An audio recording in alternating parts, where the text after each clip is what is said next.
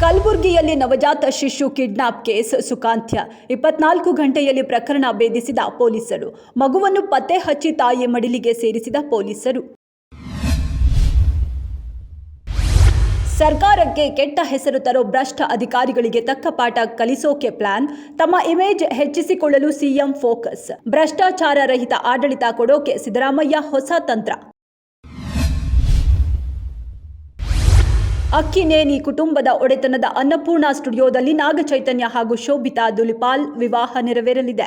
ತಮ್ಮ ಮದುವೆ ಪ್ರಸಾರ ಹಕ್ಕನ್ನ ನೆಟ್ಫ್ಲಿಕ್ಸ್ಗೆ 50 ಕೋಟಿ ರೂಪಾಯಿಗೆ ಮಾರಾಟ ಮಾಡಿದೆ. ಈ ವಿಚಾರ ಸಾಕಷ್ಟು ಚರ್ಚೆಗಳನ್ನ ಹುಟ್ಟುಹಾಕಿದೆ.